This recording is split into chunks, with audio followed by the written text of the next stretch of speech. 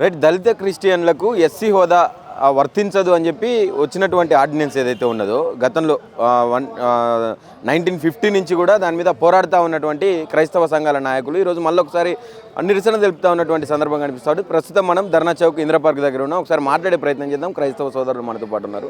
ఎట్లా చూస్తూ ఉన్నారని అసలు ప్రజెంట్ క్రైస్తవుల పట్ల కావచ్చు, వాళ్ళ మీద తీసుకొచ్చే కొత్త కొత్త చట్టాల మీద కావచ్చు, అంటే కేంద్ర ప్రభుత్వం అవలంబిస్తున్నటువంటి వైఖరి గురించి చెప్పాలంటే ఏం చెప్తారు అన్న? ఇదే రోజు 1950 ఆగస్టు 10 రోజు మనకు షెడ్యూల్ క్యాస్ట్ ఆర్డర్ వచ్చింది.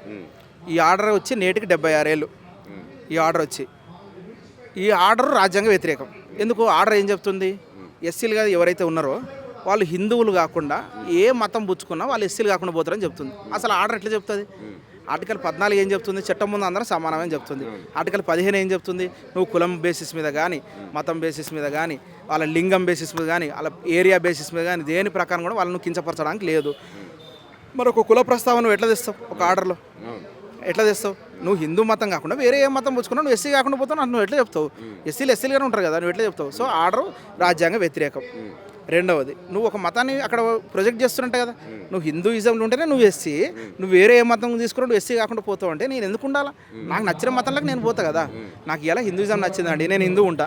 రేపు యేసుప్రభు నచ్చింది, యేసుప్రభు నమ్ముకుంటా. ఎల్లుండి నాకు అల్లా నచ్చితే అల్లా నమ్ముకుంటా. మతం పర్సనల్ కదా, నాకు ఏదో మేలు అనిపించింది నేను నమ్ముకుంటా, ఇట్లా పోతుంటా.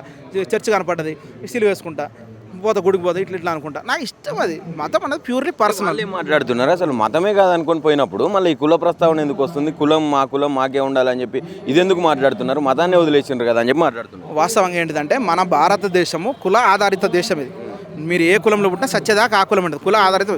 సో వీళ్ళు ఏమంటున్నారంటే మీరు క్రైస్తవంలో పోయిన మరుక్షణం మీకు కులం పోతుంది అంటారు. క్రైస్తవంలో పోయిన మరుక్షణం కులం ఎట్లా పోతుంది?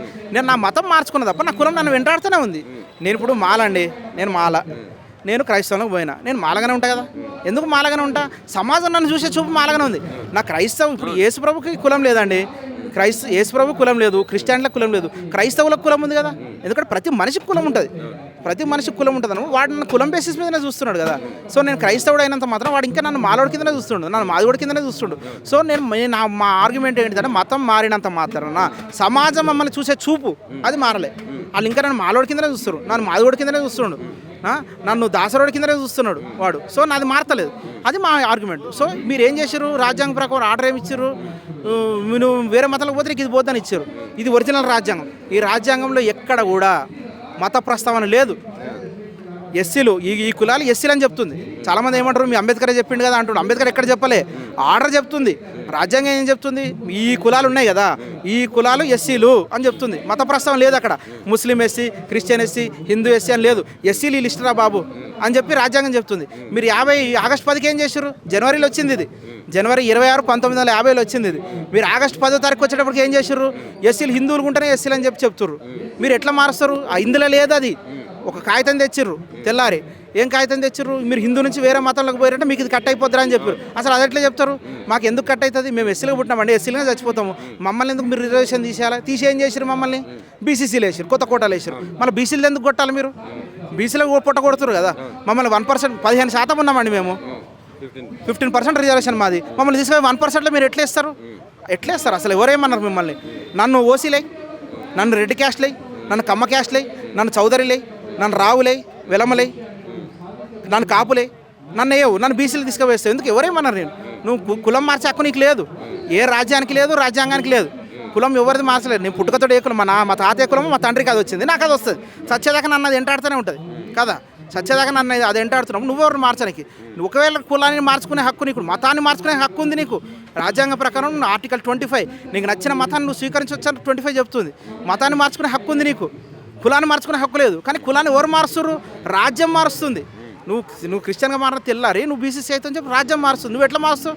నన్ను మారిస్తే వేరే దాంట్లోకి మార్చు, నన్ను మారిస్తే ఒక ఉన్నత క్యాస్ట్లకు మార్చు. నువ్వు బీసీసీలు ఎందుకు వేస్తావు? నాకు బీసీసీ వద్దు, ఉన్నత క్యాస్ట్ ఏదో ఏమొద్దా అండి, నేను ఎస్సీ ఒకటినా ఎస్సీగా చచ్చిపోతాను, నన్ను ఎస్సీలనే ఉంచు. ఎస్సీలు ఉంచాను ఎందుకు అంటున్నా అంటే నేను క్రిస్టియన్లకు పోయినంత మాత్రాన నా ఎస్సీ కులమే నన్ను వెంటాడుతుంది. నన్ను ఇప్పటికీ అదే మాలోడి కింద చూస్తారు, మాది కూడా కింద చూస్తారు. బైబిల్ సంకలేసుకొని బయలుదేరండి రైడు మాలోడు, మాది కూడా చర్చికి పోతుండ్రా అని అంటున్నారు తప్ప నన్ను అనేది ఉన్నతమైన గౌరవం నాకేం ఇస్తలేదు కదా. అంటే వేరే క్యాస్ట్ల నుంచి కూడా కన్వర్ట్ అయిన వాళ్ళు ఉంటారు, మరి వాళ్ళ పరిస్థితి ఏంటంటే వాళ్ళకు కూడా కులం పోతుంది అంటే వర్తించదు అనేది ఏమన్నా ప్రపోజల్ ఉన్నదా? వాళ్ళది అట్లనే ఉందండి. మా బాధ అదే. ఇప్పుడు ఒక రెడ్డి క్రిస్టియన్ ఉన్నాడు, వాడు ఒక రెడ్డి హిందూ ఉన్నాడు, వాడు క్రైస్తవుడు, వాడు రెడ్డి హిందూ అవుతాడు తప్ప వాడు మారతలేదు. ఒక చౌదరి ఉన్నాడు, ఒక అమ్మాయిని ఉన్నాడు, క్రిస్టియానిటీకి మారుతుండు, అతను చౌదరి కిందనే ఉంటాడు, ఒక అమ్మ కిందనే ఉంటాడు. ఒక ఈవెన్ యాదవస్, గౌడ్స్ ఎవరైనా క్రిస్టియానిటీ మారిన చాలా మంది ఉన్నారు, రకరకాల సమయాల్లో మారుతూ ఉన్నారు కదా. వీళ్ళందరూ మారినప్పుడు వాళ్ళ కులం అట్నే ఉన్నప్పుడు మేము మారితే కులం ఎట్లా పోతుంది మాకు? అసలు అది ఎక్కడుంది మీరు చూపించండి పోనీ. అసలు ఇక్కడ లేదు. ఇది విచిత్రమైన వాదన వచ్చింది అనుకోవచ్చు. దీన్ని మళ్ళీ బయటికి తీసుకొచ్చి దీన్ని కొంత ఎలివేషన్లు ఇచ్చి తీసేయాలి అంటే కేవలం ముందున్న వేరే క్యాస్ట్ కన్వర్ట్ అవుతున్నాయి కదా, దాని గురించి మాట్లాడకుండా కేవలం ఎస్సీలకు మాత్రమే ఈ హోదా కల్పించబడదు అని చెప్పడానికి అంత ఆంతర్యం ఏందనుకోవచ్చు దాని? వాస్తవంగా క్రైస్తవ మతంలోకి వచ్చినప్పుడు చాలామంది హిందువులు వీళ్ళందరూ కూడా క్రైస్తవ మతంలో వాళ్ళకి విద్య, వైద్యము, వాళ్ళకు గౌరవం దక్కింది ఉన్నమాట. గౌరవం దక్కినంత మాత్రాన వాళ్ళకి ఆ గౌరవం వచ్చింది తప్ప కుల వివక్ష నుంచి వాళ్ళేం పోలేదు. ఇప్పుడు నేనున్నా, మా తాతలు ముత్తాతలు వాళ్ళందరూ హిందువులు ఉండే, వాళ్ళ క్రైస్తవ మిషనర్లు ఆంధ్రప్రదేశ్ తెలంగాణకు వచ్చినప్పుడు వాళ్ళు చదివించారు. వాళ్ళ కాన్వెంట్ స్కూళ్ళలో ఫ్రీ ఎడ్యుకేషన్ ఇచ్చింది. క్రైస్తవ మిషనర్లు ఫ్రీ ఎడ్యుకేషన్, వాళ్ళు చదువుకున్నారు, బాగుపడ్డంత మాత్రం వాళ్ళు చదువుకున్నారు. కులం వాళ్ళని వెంటాడుతున్నది కదా. మేము మా పాయింట్ అది. మేము 15% అడిగేది ఎందుకంటే మెయిన్ మాకు ఉద్యోగాలు వస్తాయని, వ్యాపారాలు వస్తాయని కాదు. మమ్మల్ని ఏ కుల చూపుతో చూస్తుర్రో మీకు అట్రాసిటీ యాక్ట్ వర్తించదు మీకు అని చెప్తుర్రు. ఇవాళ 2 అన్నదమ్ములు ఉన్నారండి, ఒకే ఇంట్లో అన్నదమ్ములు, 2 మాలోళ్ళు ఉన్నారు అన్నదమ్ములు. ఒక ఆయన హిందూ, ఒక ఆయన క్రిస్టియన్. ఒకడు చెప్పుతోడు కొట్టిండు, వాడిని చెప్పు తీసుకొని కొట్టిండు 2 అన్నదమ్ముల్ని. హిందూ అన్న పోయి పోలీస్ స్టేషన్లో కేసు వేస్తే వాడిని అట్రాసిటీ యాక్ట్ ప్రకారం వాడిని లోపడెత్తారు. ఈ క్రిస్టియన్ తమ్ముడు ఎవరైతే ఉన్నాడో క్రిస్టియన్ కింద మారాడు, వీడు చేస్తే నువ్వు క్రిస్టియన్ కింద మారినావు కదా, నాకు చెప్పుతో వర్తించదు. నువ్వు చెప్పుతో తన్నులు తిన్నా నీకు వర్తించదు. ఎందుకు? నువ్వు క్రిస్టియన్ కింద మారడం చెప్పుతో నీకు పెయిన్ అనిపించదు అని అంటారు. వాదన ఇది ఎక్కడ వాదన? 2 అక్క చెల్లెలు ఉన్నారు, మారమ్మ మరియమ్మ అని 2 అక్క చెల్లెలు ఉన్నారు. మారమ్మ హిందూ, మరియమ్మ క్రిస్టియన్, సొంత అక్క చెల్లెలు ఇద్దరు. ఒకరు వచ్చి బండబుద్ధులు తిట్టరామని ఏమే వచ్చే విషయాన్ని చెప్పి కులం పేరుతో దూషించరు. ఆమె పోయి అట్రాసిటీ కేసు పెట్టి 2 అక్క చెల్లెలు పోయి అట్రాసిటీ కేసు పెడతారు. ఈమె కేసు తీసుకుంటారు, మారమ్మ కేసు. మరియమ్మ కేసు తీసుకోరు వీళ్ళు. ఎందుకు? మరియమ్మ క్రిస్టియన్ కింద మారింది కదా, ఈవెన్ ఎంత తిట్టినా ఏం చేసినా వర్తించదు. మా బాధ అది. మా బాధ ఏంటంటే మేము ఏ మతంలో ఉన్నా మా కులం మమ్మల్ని వెంటాడుతూనే ఉంటుంది. మమ్మల్ని ఇంకా అదే చిన్న చూపుతో చూస్తారు, అదే కుల వివక్షతో మమ్మల్ని వేధిస్తున్నారు. అరే మాలోడు, అరే మాది కూడా గలీజ్ బూతులు మమ్మల్ని ఇంకా తిడుతున్నారు. మాకు సరే మనం ఇప్పుడు సిటీలో ఉన్నాం, మనకు అంత లేకపోవచ్చు. ఊర్లకు పోయి చూడండి, మీరు పల్లెలలో చూడండి, ఇంకా దళితవాడలు లేవా, దళితపేటలు లేవా, గిరిజన గూడాలు లేవా, అన్నీ ఉన్నాయి కదా. అన్ని చోట్ల కూడా ఇంకా అదే వివక్షత కొనసాగుతుంది కదా. మీరు మా మాటలు నమ్మకపోవచ్చు. అనేకమైన ప్రభుత్వ సంస్థలు అనేక కమిషన్లు ఏర్పాటు చేసింది ఆయా కాలాల్లో. ఆ కమిషన్ రిపోర్ట్లు అన్నీ కూడా ఏం చెప్తుంది? అరే వీళ్ళు క్రైస్తవులకు మారినంత మాత్రం వీళ్ళు బతికేం బాగుపడలేదు, వీడిని అదే చిన్న చూపుతో చూస్తున్నారు, వీళ్ళకి ఫస్ట్ మీరు పునరుద్ధరించండి, వీళ్ళకి స్టార్ట్ చేసి వాళ్ళకి ఇవ్వండి అని చెప్పి 14-15 కమిషన్లు చెప్తున్నాయి. ప్రభుత్వం ఏర్పాటు చేసిన కమిషన్లు. నేనంటే స్వార్థంతో చెప్పొచ్చు, నాకు ఇవాళ వచ్చేది ఏం లేదు, నేను బాగానే ఉన్నా, నాకు ప్రైవేట్ జాబ్ సాఫ్ట్వేర్ నేను ఏదో చేసుకుంటున్నా. సార్ నాకు గవర్నమెంట్ జాబ్ వచ్చేది లేదు, సచ్చేది లేదు. నా బాధ నాకేముంది, ఏమో కదా. చాలామంది వీళ్ళు బాగుపడిపోతారు అంటారు. మాకేం వచ్చింది చెప్పండి పోయి, మా వాళ్ళని తీయండి పని లిస్టు. ఇప్పుడు నేనేమన్నా, నేను ఉద్యమం చేస్తున్నా, నాకేమైనా వచ్చేది ఉందా, సచ్చేది ఉందా? ఎవరో ఒకళ్ళు బాగుపడతారు కదా ఈ పేరు మీద. ఇంకా పల్లెల్లో ఊర్లలో చదువు రాని వాళ్ళు వీళ్ళందరూ ఉన్నారు కదా. ఈ రిజర్వేషన్ ఉంటే వాడు ఎంతో కొంత బెనిఫిట్ పొందుతాడు, అందుకని వీడిని ఇళ్ళనే ఉంచు అని చెప్పి చెప్తున్నాం. సో వాళ్ళు ఏమంటున్నారు రీసెంట్గా, ఇప్పుడు మనమేమో మీరందరూ కూడా వచ్చి మమ్మల్ని అట్లనే గుర్తించాలి, ఎస్సీ హోదా మాకు కల్పించాలి, ఎందుకంటే మాకు వచ్చేటటువంటి రిజర్వేషన్స్ బెనిఫిట్స్ అవుతున్నాయి, మాకు అందుతాయి, దాంట్లో వల్ల కొంత సేఫ్టీ ఉంటుంది మాకు అని చెప్పి మీరు మాట్లాడుతూ ఉన్నారు. అసలు రిజర్వేషన్సే తీసేయాలనే ప్రక్రియ కూడా కొనసాగుతుందని ఈ మధ్యకాలంలో వినిపిస్తూ ఉన్నది. దానికి ఏం చెప్తారు? మంచి పాయింట్, రిజర్వేషన్ తీసేయాలి. కానీ రిజర్వేషన్లు ఎందుకు వచ్చినాయి? మనం ఏదో ఇప్పుడు ఆర్గ్యుమెంట్స్ ఏం చేస్తారంటే అందరూ ఆర్గ్యుమెంట్స్ పెడుతున్నారు తప్ప దానికి ఒక లాజిక్ కంక్లూజన్ చెప్తలేదు. అందరూ ఏదో నోటుకొచ్చిన మాట్లాడుతారు. క్రైస్తవులు అందరూ బాగుపడిపోయారా, వాళ్ళ బతుకులు బాగుపడిపోయారు, ఇంకా కులం ఎక్కడ ఉంది వాళ్ళకి అంటారు. వాళ్ళకి తెలియదు. ఊర్లకు రమ్మనండి, పల్లెలకు రమ్మని ఇంకా చెప్పుతోడు కొడుతురు. మాలోడం మాది కూడా బైబిల్ తీసుకొని పోతున్నా, బయలుదేరిన దొంగ నా కొడుకు అమ్మాయి ఈ నిన్న దాకా ఇటు నుండి ఇప్పుడు అటు పోయిండ్రా అని చెప్పి ఇంకా బూతులతో నాకు లేదండి, నన్ను ఎవరేమంటలే. నేను ఇట్లా మంచి షర్ట్లు వేసుకున్నా, మంచిగా ఉన్నా, నేను ఉన్నత స్థితిలో ఉన్నా అనుకోండి. ఫర్ ఎగ్జాంపుల్ నేను నా కోసం కదా ఫైట్ చేసేది, సమాజం కోసం కదా ఈ పెద్ద పెద్ద ఉద్యమాలు అందరూ చేసేది, సమాజం కోసం మనం చేస్తున్నాము. మీరు పోయి చూడండి ఇంకా వాళ్ళని ఏం చేస్తారు వీళ్ళు, అది నోటుకొచ్చినట్టు మాట్లాడుతారు. వీళ్ళందరూ బాగుపడిపోయారు అంటారు. రిజర్వేషన్లు అంతా వీళ్ళు చదువు రాకపోయినా పోస్ట్ కొట్టేస్తారు అంటారు. రిజర్వేషన్లు ఎందుకు వచ్చినాయి? రిజర్వేషన్ రాకముందు ఒక 100 పోస్టులు తీసుకుంటే అందరూ వాళ్ళకి ఇచ్చుకోరు కదా, అగ్రవర్ణాలు రకరకాల వాళ్ళు తీసుకున్నారు కదా పోస్టులు. రిజర్వేషన్ ఎందుకు తెచ్చారు? మా వాడిని అదే చిన్న చూపుతో చూస్తారు కాబట్టి మీరు రిజర్వేషన్ తెచ్చి ఒక 100 పోస్టులు ఉంటే 15 పోస్టులు మా వాళ్ళకి ఇవ్వాలరా నువ్వు అని చెప్పి అంబేద్కర్ రాజ్యాంగం తెచ్చిండు. అది రిజర్వేషన్ తెచ్చిండు మాకు, అది వచ్చింది కాబట్టి వచ్చింది. రిజర్వేషన్ ఎందుకు వచ్చింది? కులం ఉన్నందుకు వచ్చింది. నువ్వు కులాన్ని తీసేయి నీకు దమ్ముంటే.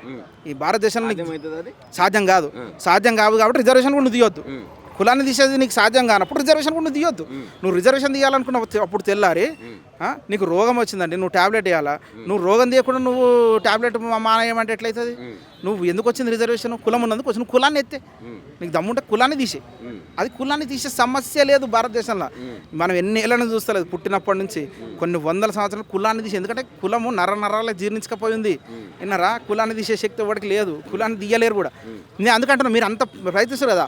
మీరు మాకు తెల్లారు, మేము క్రిస్టియన్ మన తెల్లారు బీసీ సర్టిఫికేట్ సంతకం పెట్టి ఇచ్చేస్తారు మాకు సర్టిఫికేట్. మీకు అంత శక్తి ఉంది కదా, అంత శక్తి ఉంది కదా మీకు. మీరు మారిన తెల్లారు మా కులాన్ని రద్దు చేస్తారు కదా. మీరు అంత బలసూరులు, మీరు అంత తెలివైన వాళ్ళు, మీరు అంత శక్తివంతులు అయినప్పుడు కులాన్ని కూడా తీసేయండి.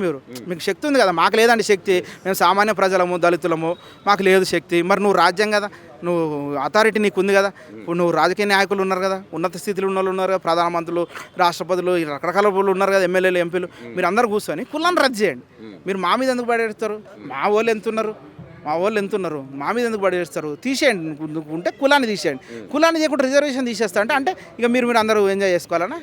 సో ఫైనల్గా ఒక పక్క ఎస్సీ హోదా కల్పించం ఎవరైతే దళిత క్రిస్టియన్లు ఉన్నారో వాళ్ళకని చెప్పి ఒక పక్క నడుస్తూ ఉంటే, ఇంకో పక్క రిజర్వేషన్స్ మొత్తం కూడా ఎత్తేసే ప్రయత్నం జరుగుతూ ఉంది, ప్రక్రియ కొనసాగుతుంది, ఖచ్చితంగా తీసేయాలని కూడా కొన్ని గొంతులు వినిపిస్తూ ఉన్నాయి. అసలు ఏంది దీని వెనక ఏం నడుస్తుంది అనుకుంటున్నారు? ఇవన్నీ తెర మీదకి రావడానికి కారణాలు ఏందనుకుంటున్నారు? అది ఫైనల్గా ఏం చెప్పాలనుకుంటున్నారు? ఇప్పుడు ఇక్కడ మెజారిటీ రూల్ చేస్తుంది దేశాన్ని. మతంలో ఒకది రూల్ చేస్తుంది, కులంలో కూడా కొన్ని కుల వాళ్ళు, కొన్ని కుల శక్తులు అవి రూల్ చేస్తున్నాయి. ఏంటంటే వీళ్ళు మారిన తెల్లారి వీళ్ళకి ఇది పోతుందని చెప్తే వీళ్ళు మారరు, వీళ్ళనే బానిసల్లో బతకాలి. వీళ్ళ మెయిన్ పాయింట్ ఏం లేదు, దళితులందరూ ఇంకా మా చొప్పు చేతలు ఉండాలా, వీడికి రిజర్వేషన్లు ఎత్తేయాలా, దళితులందరూ మా చొప్పు చేతలు ఉండాలి. ఇప్పుడు రిజర్వేషన్ ఇచ్చారు కదా, రిజర్వేషన్లు ఇచ్చి ఇప్పుడు క్రైస్తవులకా ఏం లేదు, దళిత క్రైస్తవులకి ఏం లేదు, 1% ఇచ్చారు. అది పోస్ట్ వస్తుందో రాదో తెలియదు. సో బీసీసీ సంగతి వదిలేయండి, మేము మా సంగతి వేస్ట్, దళిత క్రైస్తవులు వేస్ట్. సరే దళితులు ఉన్నారు, దళితులు కూడా ఏం చేయాలి, ఉన్న రిజర్వేషన్ తీసేయాలి. అప్పుడు ఏది మొత్తం దళితులందరికీ అసలు ఏమి ఉండొద్దు. రిజర్వేషన్ తీస్తే ఓడ రాడు. ఇప్పుడు ఏంది, మా వాళ్ళు ఐపీఎస్లు అవుతారు, ఐఏఎస్లు అవుతారు, మా వాళ్ళు ఎస్సీ కోటాలలో మా వాళ్ళు ఎమ్మెల్యేలు అవుతారు, ఎంపీలు అవుతారు. నువ్వు తీసేసిన తెల్లారు ఓడ రాడు, పోటీ చేయాలి. మాకు అంత స్తోమత ఎక్కడుంది? కోట్లు పెట్టి అంబేద్కర్ గారు రిజర్వేషన్స్ కల్పించిన తర్వాత అందులో మెన్షన్ చేస్తాడు, అంటే అసమానతలు కావచ్చు ఇవన్నీ రూపుమాపిన తర్వాత రిజర్వేషన్స్ అని ఎత్తేయొచ్చు, ఎప్పుడైతే మొత్తం సొసైటీ అంతా సమానంగా ఉంటుందో అని చెప్పి ఒక ఈక్వాలిటీకి వచ్చినప్పుడు ఎత్తేయొచ్చు అని చెప్పి ఆయన ఒక దాన్ని పెట్టిండు అనమాట. అయితే దాన్ని చూపెట్టి వీళ్ళు ఈరోజు మొత్తం రిజర్వేషన్స్ తీసేయాలి, అప్పుడు ఎప్పుడో తీసేయమన్నాడు, 10 సంవత్సరాలకే తీసేయమన్నాడు, 15 సంవత్సరాలకే తీసేయమన్నాడు అంబేద్కర్. కానీ ఆ రాజ్యాంగానికి విరుద్ధంగా ఇంకా నడిపిస్తున్నారంటే ఇప్పుడు మనం ఎట్లా అర్థం చేసుకోవాలి? నిజంగా సొసైటీ అంతా ఈక్వాలిటీగా ఉన్నదా? మొత్తం ఏ అసమానతలు లేకుండా మొత్తం ఇండియా మొత్తం కూడా ఒకే తాటిపైన నడుస్తుంది అనుకోవచ్చా? ఎట్లా? అసలు సమస్య లేదండి. అంబేద్కర్ ఉద్దేశం ఏమిటంటే ఆయన ఎక్స్పెక్ట్ చేసిండు, సరే వీళ్ళు దీని ద్వారా ఏమైనా మార్పు చెందుద్దామని ఎక్స్పెక్ట్ చేసిండు. కానీ కుల వ్యవస్థ ఇంత భయంకరంగా ఉంటుంది, ఇంత లోతుల నుంచి పేరుకపోయి ఉన్నది, ఏమైనా బాగుపడిపోదామా అని అప్పటికే ఆయన కాలం చేసిండు కాబట్టి ఆయనకు తెలియదు. సో ఆయన ఉద్దేశం ఏంటంటే ఇదైనా కొంచెం మెరుగుపడితే అందరూ ఇదైతే మనం తీసుకోవచ్చు అన్న ఉద్దేశంలో ఆయన ఉండే. కాకపోతే ఇప్పటికి ఈ రోజు కూడా కులం వెంటాడుతుంది మమ్మల్ని. ఎన్ని దూషణలు లేవండి, ఇవాళ చచ్చిపోయిన వాళ్ళందరూ ఎంతమంది మాలను చంపేస్తారు, ఎంతమంది మాదిగోలు చచ్చిపోతారు, ఎంతమంది కులం పేరు దూషిస్తారు. మొన్న ప్రణయ్ని చంపేయలేదా మిర్యాలగూడెంలో? ఆయన క్రిస్టియానిటీ కింద మారిండు, అయినా కానీ మాలవడం చంపేసారు ఆయన. కారంచేడు చుండ్రులు చచ్చిపోయిన వాళ్ళు సగం మంది క్రైస్తవుల పైన అందరూ మా వాళ్ళు మతం మారినంత మాత్రం వాళ్ళ కుల దూషణ ఇంకా ఉంది కదా. కులం అన్నది ఎవరు అవునన్నా కాదన్నా మన సమాజంలో పేరుకపోయింది. అది కింద నుంచి పీకేయాలి, దాన్ని పీకేసే శక్తి మనకు లేదు, ప్రభుత్వాలకు ఉంది. కులాన్ని పీకేయాలి. నువ్వు రిజర్వేషన్ అయితే ప్రయత్నం చేస్తారు, రిజర్వేషన్ ఎత్తేసి ఇంకా వాళ్ళ ఆధిపత్యాన్ని ఇంకా పుంజుకు, అది జరిగే ప్రసక్తే లేదు. నువ్వు రిజర్వేషన్ మీద చేయి పెట్టినాడు మొత్తం అందరు తిరగబడతారు, ఎవడు ఊకునే ప్రసక్తే లేదు. ఇప్పుడు ఉద్యమాలు చేసినారు, ఇప్పుడు మందకృష్ణ మాదిగ లాంటి వాళ్ళు, నువ్వు రిజర్వేషన్ మీద చేయేసి చూడు, అందరు లేస్తారు బయటికి. ఇవాళ నీకు 10 మంది కనపడవచ్చు, రేపు వేలలో వస్తారు. కాంగ్రెస్ జనతా పార్టీ మొన్న ధర్నా చేసింది, ఏముందని వాళ్ళు చచ్చినట్టు ఆయన రాజీనామా చేయాల్సి వచ్చింది. ప్రజలు ఒకసారి అందుకుంటే ఎవడు మార్చలేడుగా. నువ్వు కులాన్ని తీసేయి, నీకు దమ్ముంటే కులాన్ని తీసేయి, నువ్వు మాల తీసేయి, మాది తీసేయి, రాజు తీసేయి, కమ్మ తీసేయి, రెడ్డి తీసేయి, నువ్వు అన్నీ తీసేయి. నువ్వు కులాన్ని తీయకుండా క్యాస్ట్ సర్టిఫికేట్ తీసేయి. నువ్వు క్యాస్ట్ సర్టిఫికేట్ తీసేయి, నువ్వు క్యాస్ట్ సర్టిఫికేట్ తీస్తున్నావు కదా, తీసేయి. నువ్వు రాజు అనుకో రాజు ఇండియన్ అని, నువ్వు పీటర్ అనుకో పీటర్ ఇండియన్ అని, నువ్వు కుమార్ అనుకో కుమార్ ఇండియన్ అని, కుమార్ హిందూ అనిస్తావు, కుమార్ క్రిస్టియన్ అనిస్తావు. నువ్వు ఎందుకు ఇవ్వాలి అసలు? అంటే నువ్వు చెప్తానే ఉన్నావు వానికి. నువ్వు కులాన్ని తీసే, ఫస్ట్ కులాన్ని తీయాలి. మళ్ళీ ఇంకోటి ఏంటి, మా వాళ్ళు బీసీ కింద మారుతారా? బీసీసీ సర్టిఫికేట్లు ఏమని ఇస్తారు? పైన కన్వర్టెడ్ క్రిస్టియన్ ఉంటుంది సర్టిఫికేట్. మీరు ఎప్పుడైనా చూసారా? బీసీ సర్టిఫికేట్ చూస్తే ఏమని ఉంటుంది అంటే అక్కడ పలానా రమేష్ ఉన్నాడు అనుకో, రమేష్ కన్వర్టెడ్ క్రిస్టియన్ అని ఉంటుంది. అంటే నువ్వు క్రిస్టియన్ అని ఇస్తే మళ్ళీ సర్టిఫికేట్ కన్వర్టెడ్ అంటే వాడు సర్టిఫికేట్ చూసినాడు, వీడు క్రిస్టియనే కానీ మాలోడరా క్రిస్టియన్ మాది కూడా రైడు అని చూడాలి. నువ్వు కన్వర్టెడ్ క్రిస్టియన్, మాకు ఉట్టి క్రిస్టియన్ సర్టిఫికేట్ మాకు పలానా నా పేరు మీద ఉందండి, నా పేరు ఉట్టి క్రిస్టియన్ సర్టిఫికేట్, వీడు క్రిస్టియన్. అసలు అది కూడా ఎందుకు ఇవ్వాలి? మేము అడుగుతున్న క్యాస్ట్ సర్టిఫికేట్. వీళ్ళు ఏం చేస్తారు? మాకు రిలీజియన్ సర్టిఫికేట్ ఇస్తారు. రిలీజియన్ సర్టిఫికేట్ ఇక్కడ లేదు దేశంలో, క్యాస్ట్ సర్టిఫికేట్ ఉంది. నువ్వు నాకు క్యాస్ట్ సర్టిఫికేట్ క్యాస్ట్ సర్టిఫికేట్ ఏంటంటే వీళ్ళు రిలీజన్ సర్టిఫికేట్ ఇస్తారు. ఫైనల్గా ఏం చెప్పాలనుకుంటున్నారు? ఫైనల్గా మాకు ఏంటంటే అండి 1950 ఆర్డర్ వచ్చిందా, దీన్ని రద్దు చేయాలి. ఎందుకు మేము ఏ మతం పుచ్చుకున్నా మేము ఎస్సీలే సచ్చేదాకా. నేను మాల అయితే సచ్చినా మాలే ఉంటాను, నేను మాది అయితే సచ్చినా మాదే అని ఉంటాను. నువ్వు ఫస్ట్ 1950 ఆర్డర్ రద్దు చేయి. లేని పక్షంలో సిక్కులు కలిపారు అందులో. ఫస్ట్ 1950 ఆగస్టు 10 1950 వచ్చినప్పుడు ఉట్టి హిందువులు కాకుండా మిగిలిన వాళ్ళందరూ ఎస్సీలు కారని చెప్పారు.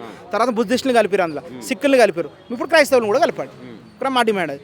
మూడోది రద్దు చేసేయండి ఆర్డర్, మాకు రద్దు. నాలుగోది రిజర్వేషన్లు కాదు, కులం తీసాను, కులం తీసే. ఇంకోటి ఐదోది మమ్మల్ని బీసీసీలు వేస్తున్నాం, మమ్మల్ని బీసీ లేకు, మమ్మల్ని ఎస్సీలుగానే ఉంచు. వాళ్ళ పొట్ట ఎందుకు కొట్టాలి, మమ్మల్ని ఎస్సీగానే. లేకపోతే మొత్తం రిజర్వేషన్ తీసేసి కులాన్ని తీసేయి ఫస్ట్. అది మా మెయిన్ డిమాండ్. ఈ ఎన్నో ఇవి ఉన్నాయి, ఏంటి ఆధారాలు ఉన్నాయి, ప్రభుత్వం కూడా ఎంతో పరిశీలించవచ్చు. చాలామంది ఉద్యమాలు ఉన్నాయి, అన్ని ఎవిడెన్సెస్ ఉన్నాయి. క్రైస్తవులుగా మారిన ఎస్సీల బతుకులు బాగుపడలేదు. బాగుపడినప్పటికీ ఎస్ మేము మంచి బట్టలు వేసుకొని తిరగవచ్చు. ఈరోజు నాకు ఉద్యోగం ఉండొచ్చు, చదువు ఉండొచ్చు, మా తాత కోట్లు సంపాదించుండొచ్చు. కులం నన్ను వెంటాడుతుంది. నా ప్రాబ్లం కులం. క్రైస్తవులు మాకు వాస్తవమే, చాలామంది అంటారు క్రైస్తవులు బాగుపడరు. మేము బాగుపడినాం వాస్తవమే. కొంతమంది బాగుపడరు, కొంతమంది ఇంకా బీదరికంలో ఉన్నారు. అది కాదు మా పాయింట్. కుల వివక్ష మమ్మల్ని వెంటాడుతుంది. మమ్మల్ని ఇంకా అదే బూతులతో తిడుతురు.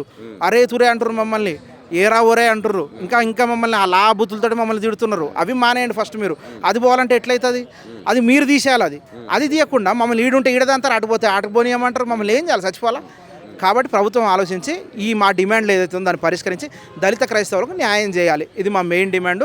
రెండవ మెయిన్ డిమాండ్ ఏంటంటే మీరు కులాన్ని రద్దు చేసేయండి. ఈ దేశంలో కులాన్ని రద్దు చేసి అందరినీ సమానంగా చూడండి. మనం అందరం మనుషులేం కదా, సత్యదాకా మనుషులేం కదా, అందరం మనుషుల లెక్క చూడండి మీరు. అది మా మెయిన్ డిమాండ్. Thank you.